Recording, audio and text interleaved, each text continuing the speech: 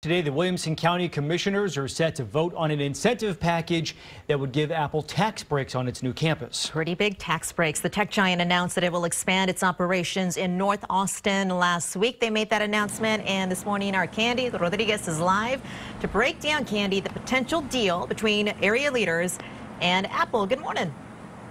Hey guys, good morning. If commissioners vote yes today, that means Apple's new $1 billion campus will get 65% of its property taxes back over the next 15 years. The payment would come as a grant from the county's general fund each year. Now, this is part of an agreement they released last week, a potential agreement between the county and Apple.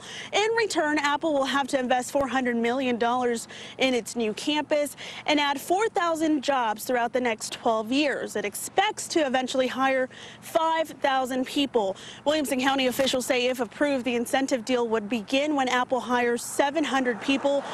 Many of you have questioned this move on social media, asking why such a big company would need public money, especially a big chunk like this. Incoming County Judge Bill Graval says this move could be a big return in investment for the county. He won't be voting today, but says right now Apple's proposed piece of property only brings in $78 per year in property taxes. The people of Williamson County win big because we've taken property off the tax roll, appraised it, for $78 in taxes that will be appraised in the hundreds of millions of dollars. So it's a big win. The proposed agreement also states that if Apple does not hire the required number of full-time employees, does not build the new campus on the area specified, or fails to pay its property taxes, that will void the deal. Again, that vote is scheduled for today. The new proposed 133-acre campus is located on the Williamson County side of the city on a property near Palmer Lane and McNeil Road. Back to you, John.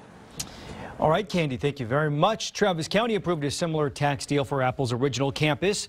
For the first 10 years, the county is going to give Apple back 60% of its property taxes. Then after that, the rebate shrinks to 40% for the next 5 years. So last year, Apple paid almost $1.5 million in property taxes, but then got back more than $1 million from the county.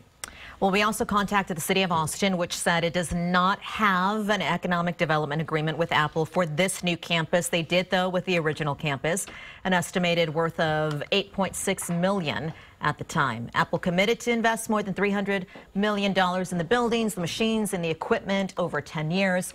It also agreed to maintain its original 3,100 jobs and create more than 3,600 new full-time jobs. In exchange, the city of Austin gives Apple back all of the property taxes it pays on those buildings, machines, and equipment. And, of course, we did want to ask the city if the new campus is covered under the original contract and whether Apple will receive city tax rebates on that property as well. City says no, because it's not considered an improvement. It is a new campus. And because Apple secured these local agreements, it is getting millions from the governor's Texas Enterprise Fund. Apple is getting $25 million for the new campus, $21 million for their original campus, both of those to be paid out over 10 years.